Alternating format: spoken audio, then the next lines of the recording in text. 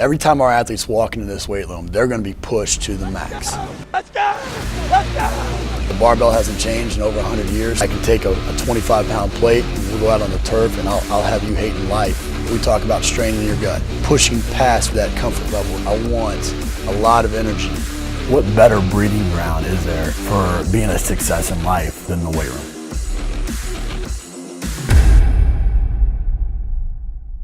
Hey guys, welcome back to Iron Game Talk. I'm your host, Rob McKeefery, and this is episode number 296. I want to thank you guys for listening each week.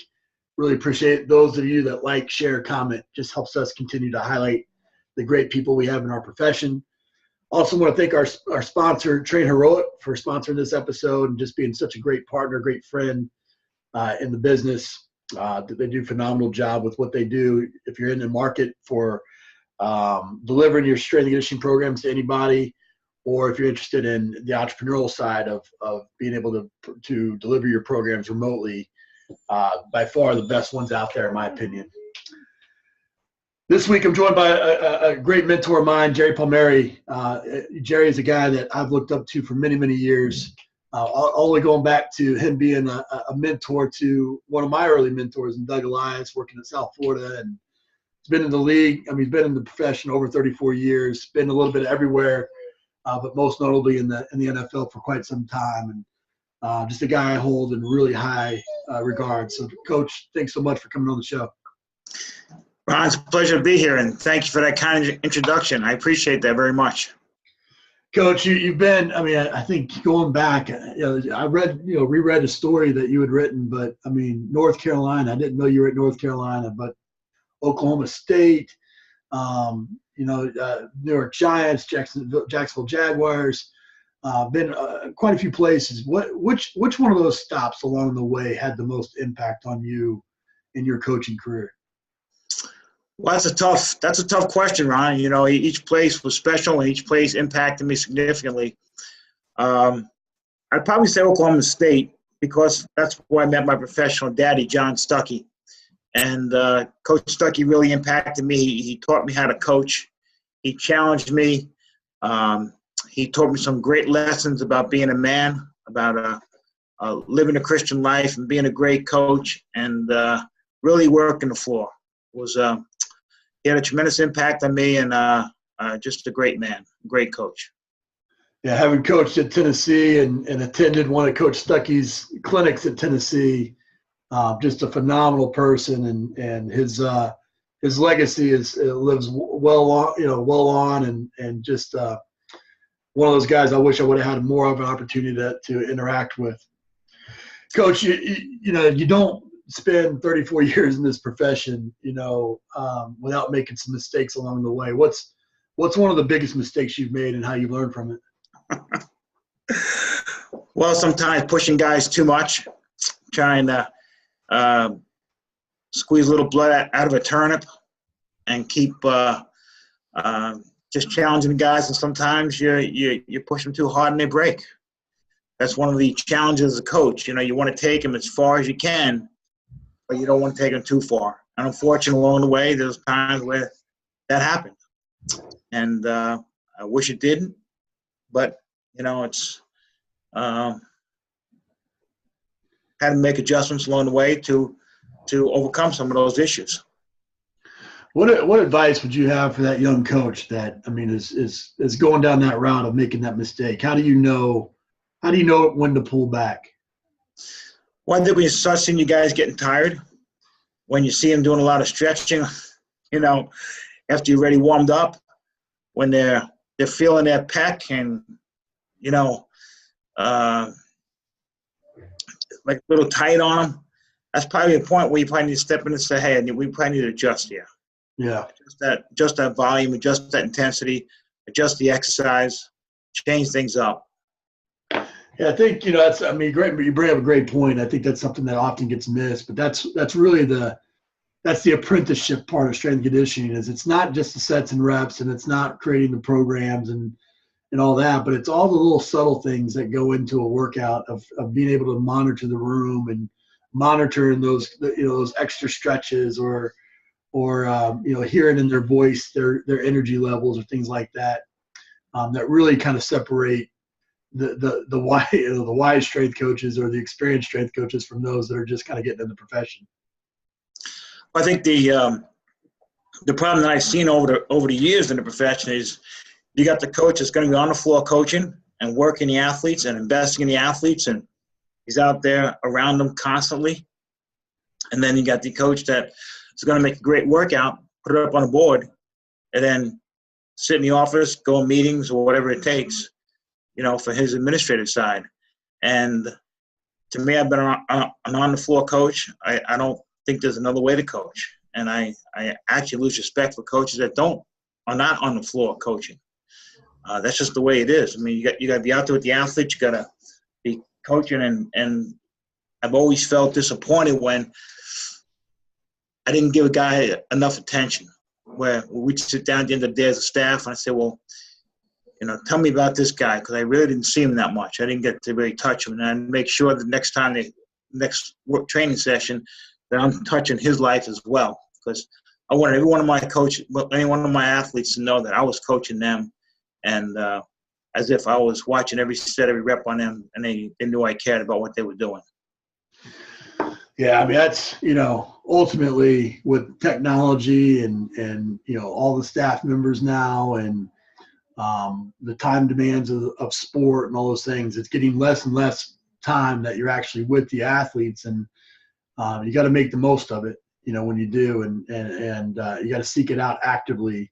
Anytime you're hiding in an office, it's not gonna bode well for relationship building. And that's what I know, through the years, that's what I've known the most about you is the relationships that you've formed with your athletes and how much you invest in them, not just on the in the weight room or on the field, but outside of the weight room as well. Talk a little bit about the importance of building a relationship with your athletes off the field. Well, I always wanted to create an environment of love in my training facilities. So guys that want to come in and train rather than come in to work out. So I wanted to create that environment, and then as you get to know them and you get to find out what's going on in their lives, and you begin to impact their lives, and just talking about life, things that are really special going on in their lives. As a college coach, you're kind of like a dad to these kids. Many of them are leaving home for the first time, and they have no one to turn to, and then you're the strength coach, you're around them all the time, and next thing you know, they're sitting in your office just talking about this and that, tests they have going on, girls they're meeting or guys they're meeting, and so on and so forth. And you begin to impact their lives and help them make wise decisions. And by the grace of God, I've been involved with the Fellowship of Christian Athletes for over many years, and I got to be able to impact them spiritually as well. And then as you got to the NFL, now you're dealing with grown men, and their challenges are different. Now they're dealing with a wife, and now they're dealing with finances and dealing with rearing kids, and issues come up. And sitting down in the office and talking to them about those things really made the job special. Because when I got into this profession, it was more than just sets and reps and throwing weight around. And obviously I wanted to get guys stronger, faster, and be better on the field. But I also wanted to make better people and impact the lives of everyone I had a chance to touch. Yeah, I think that's something that, I think people get into the profession and they get into it for a variety of reasons. But kind of the two main ones are they just simply like to lift. They like to be in a weight room, and that's, they found a career that kind of centers around that. And then I think you got people that genuinely think that may be one of the best ways to make an impact on somebody, for their life, and I don't think either one of them are bad, but I mean, the opportunity to make that type of impact in somebody's life. And I always talk about the weight room being just such a great microcosm of life, because you have to come in and you have a plan, and you get smacked in the face, and you have to deal with adversity, and you have to deal with success and all those types of things. Is why I chose the weight room. But when you talk impact, what would you say to those coaches that that they're not in it for that reason? They're in it for because they like to lift weights, or they want to be just around the glitz and glamour of sport. Well, I think you're missing a great opportunity, because when you can influence the next generation, and leave behind a legacy in the lives of people. Those intangibles that you leave behind are so much greater than the championship trophies and all the records that have been set. I think back and I'll get a phone call from a guy and he'll say, Jerry, you had a heck of an impact on me, just out of the blue. And I was like, man, I didn't really even know that. Yeah. And I had one guy grew up a single mom and also never had a real male role model in his life until he had coaches come into his life. And he called me up and he said, Jerry had an amazing night last night. I got to speak at a Fellowship Christian Athletes fundraiser and talk about coaches like you impacting my life, and now I can raise my kids as a man should raise his children. So, that's meaningful. That's very special. Yeah, no question. And I mean, we both, we share strongly our faith and how that is a part of what we do. But to me, this profession is way too hard to be in if you're only in it for the glitz and glamour or for the T-shirt or for just because you like to lift weights. I think it's going to break you down. It's not going to be worth it at some point. But if you have that opportunity if you recognize that opportunity to make an impact in somebody's life, and you have those types of experiences where people actually legitimately come back and tell you that the role that you played, that's huge. You talk about in your story in the golden age of strength and conditioning, you talk about a story with Sarah Hasselbeck, and how, here's a female, I think she played lacrosse, right? She was a field hockey player. Field hockey. But here's through FCA or whatever it was. I mean, I'd say, you were always kind of a football strength coach, but here's a sport that you necessarily didn't work with as much, but you still had a kind of an impact. But this is how you lived your life.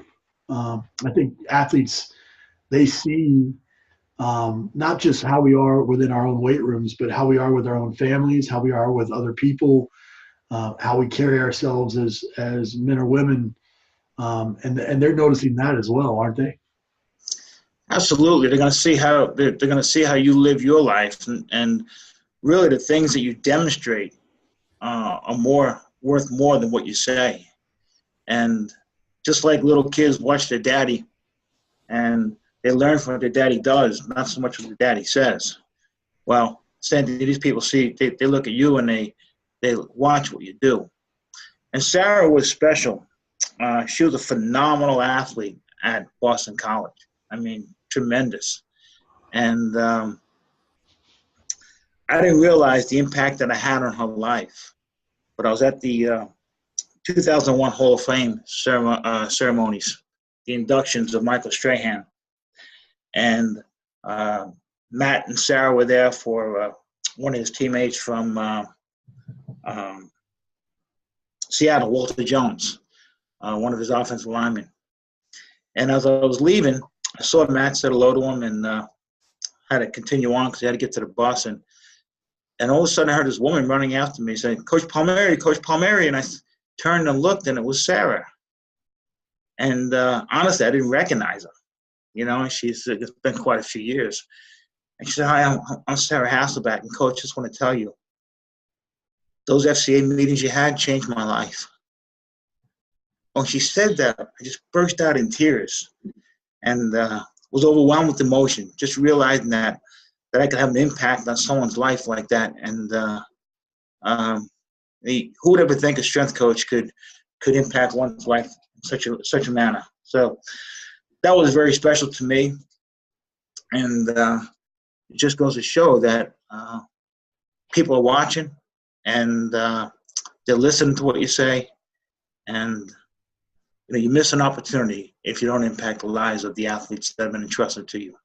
Yeah, what a great line. I mean, missed opportunities is exactly right. And we have that. We have to remind ourselves, because sometimes when you get into the grind, of being there every day, 12 hours a day, 13 hours a day, and you're grinding.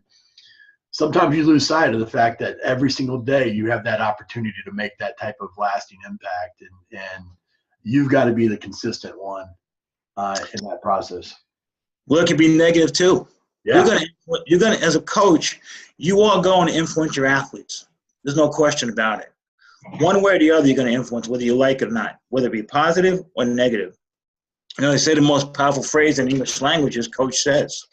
Yeah. Coach says. So the athlete hears what you say, they're going to listen. They're not going to listen to their mom and dad, but they're going to listen to you because you said it and you're the coach. So. I alluded to the book that's coming out, The Golden Age of Strength and Conditioning. I think it's what, you and 31 others? Exactly, yeah. It's 32 hours total. Yeah, 31 other strength coaches that were practicing in the 80s when this field was really forming at its foundation. Talk a little bit about where this book came from, the idea behind it, and some of the people that are involved. Well, basically, Chip Sigmund. Chip and I started in North Carolina together as graduate assistants, and we've maintained our friendship over the years. And he was riding to work, and he decided to call Mike Gentry, another friend of ours. Mike was a longtime strength coach for Virginia Tech. Yep. And they were talking, and I think Chip said to him, or Mike said to Chip, hey, Chip, how much did you make when you started at Appalachian State? And Chip said, well, I didn't make anything, Mike. They gave me 3 hots at the training table, and they gave me a place to stay inside the stadium. And that was it. They didn't even pay me. And then Mike said, well, yeah, while I was at East Carolina, I was making $12,000. Right.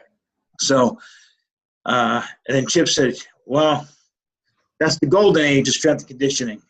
And Mike said, oh, that sounds like a title of a good book. And that's kind of how the thought came into play.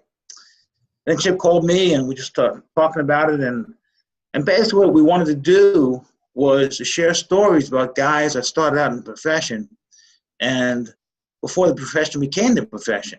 You know, now it's evolved to a point where strength coaches are getting recognized. You have those top 5 conferences having 5 strength coaches for football only.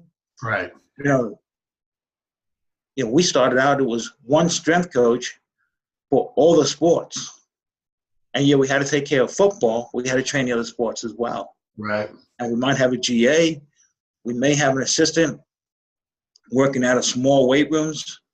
And it's not a woe is me type story. It's just sharing our stories, our struggles, and some of the issues that we had getting into the profession. And we kind of laid the foundation for what the profession is today. Boyd Epley writes the foreword, and he writes his story. Mike Arthur is in there.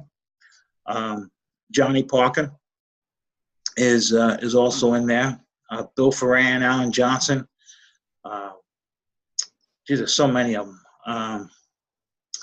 But guys who've been around a long time, and we all have our stories. We all come from different angles. And for me, it was, I had no intention of ever becoming a strength coach. I didn't start lifting weights until I got out of college. Yeah. It just kind of how God directed my life and laid out a plan for me, and by the grace of God, I followed it. Yeah, what an important book in general to read. And I made a post the other day. I mean, it's something that needs to be in everybody's library. Not because it's going to be some sets and reps book that's going to blow you away, but it's going to be something that reminds you of what's possible when a group of people decide to go make something special. And here's to me, the one that I said this on the show quite a bit. The number one thing that I get frustrated about in our profession is, that coach that comes out with a degree and a certification and feels like they're entitled to a job. And, as a whole, as the profession, I don't think we've evolved it a whole lot. I mean, we've evolved it in that money's better and recognition is better and those types of things. But guys like yourself and Chip and Mike and all those others, created jobs out of nothing. When at a time when people thought it was bad to lift weights, they thought it was bad to lift weights. You tell the story about how boxing, it was outlawed as far as, being able to lift weights in boxing. Exactly. But now, so there's so much opportunity that still exists. Tactical strength and conditioning was a way to kind of advance the profession, I think. But, we need to be thinking outside the box, just like you guys did, to grow this profession in a different way and stop throwing our hands up and saying, where's the jobs? Mm-hmm. Mm-hmm. Well, it was I guess it was tough back then because there weren't as many jobs. But it was easy back then because there weren't as many strength coaches. Now you have so many universities that have strength coaching degrees, and guys are coming out as educated strength coaches. So where are the jobs coming from? Right. Now it's time to feel like the flood of the profession. But on the other hand, there's a lot more jobs. You see, as I said earlier, you have football teams that have 5 strength coaches just for the football team. But then you have a director of strength and conditioning for the Olympic sports. And there might be 7 people over there. So there's a lot more jobs. The pay obviously has advanced. It's it was a struggle back then, getting paid and making ends meet. But it was all good. It was a great way. It's a great profession. So glad I had the opportunity to be a part of it during that era. And the people we learned, the people we impacted, it was a great profession. And I think the book is outstanding because it just shares stories of where people came from. And I think, hey, you got to know where you came from and where the profession evolved from. Right. It wasn't always like this. So young guys step into the profession now, they think it was always like this. Well, it wasn't. No. And, but it's okay, and it's good for them to know that. Well, it's good to hear the stories of perseverance as well. I think that's every strength coach that I know has gone through stages in their career where it looked bleak, and those that stick it through and doing it for the right reasons oftentimes come out on the other side. Yeah, absolutely. Coach, how do I stood up at a conference, I don't know, however many years ago, 10, 15 years ago, and had everybody stand up, and it was, 300, 400 people in the room, and I told them to sit down if they couldn't name 5 people that have retired being a strength coach. And pretty much the entire room sat down. You're one of the few that has retired being a strength and conditioning coach. What advice do you have for all of us on how we can last in this profession? Well, I'll tell you what John Stuckey told me when I was at Kansas State. And Kansas State has evolved to a pretty good program, and I had the privilege to work under Coach Snyder for his first 4 years there. But my first 3 years there, our record at Kansas State was 1-31-1. It was soon to be dubbed the losingest football program in the history of the NCAA. And I was getting frustrated, and I would call Coach Stuckey up and vent my frustrations because a lot of my professional friends were at big-time schools with big-time jobs, making big-time money, getting big-time bowl games and recognition and all that stuff. And no, I'm stuck here, 1-31-1. And he told me, he said, Jerry, be the best you can be where God has you. And in his time, he will move you. And so that's what I did. I just tried to be the best I could be, keep working at my craft and doing the best job coaching. And a couple months go by and I get frustrated again. And I'll call Coach Stuckey up again. He'd tell me the same thing. Be the best you can be where God has you. And in time, God provided the opportunity for me to go to BC. Met with Coach Coughlin, and for one reason or another, he liked me. And had the privilege to be his strength coach for 21 years. And so that's the best advice that I can give anybody is hey, wherever God has you, be great. Kevin Alco, great motivational speaker, says, be where your feet are. Yeah. Be great. Wherever you're at, be great. Be the best you can be. Work hard. And then you'll build your reputation. People will notice you. And in time, the cream will rise to the top. Great. I agree 100% with that. It's the book. I always recommend the book, Make the Big Time Where You're At. And, with Frosty Westerling, and same message, just, focus on where you're at, and there's a bigger plan. But even if you don't believe that, there's no one wants to hire somebody that doesn't appreciate where they're at. So many times, Ron, guys are always looking for the next best opportunity, looking for that job that pays more, the job with greater recognition, got job that's located in a certain part of the country. They spend so much time trying to get that next job that they fail to take care of the position that they're in. Right. And if I didn't follow Coach Stuckey's advice that he gave me at Kansas State, I would not have been prepared, nor would I have received the necessary recommendations for Coach Coughlin to hire me at Boston College. And how devastating that would have been. As I said, BC was the beginning of a 21-year stint with us working together. Wow. Yeah, absolutely. Well, Coach, we end the show with some resources. Give us the best piece of coaching advice you ever received. You mentioned a few things already. Coach Stuckey told me one time, he says, people do what you inspect, not what you expect.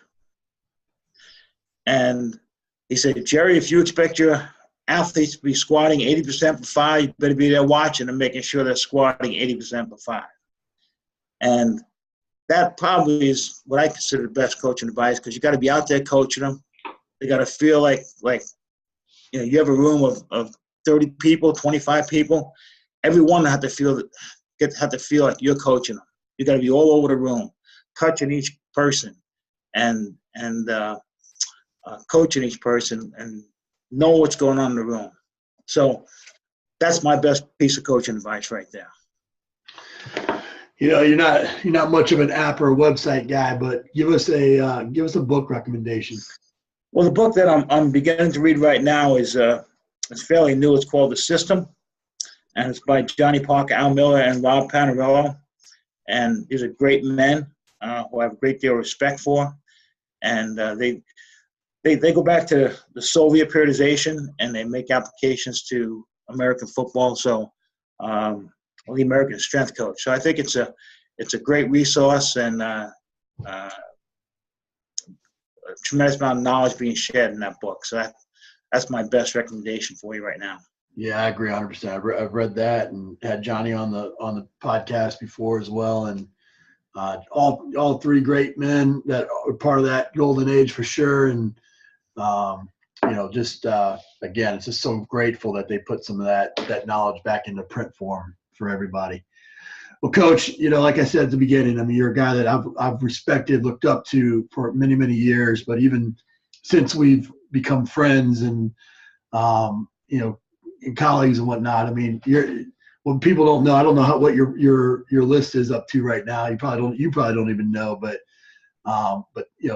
Coach Palmieri, would send a message, almost a daily devotional every single day to me, and did it at a time when, I wasn't in the Word as much as I would have liked to have been, and motivated me to get back and do my daily devotional, my daily time with the Lord.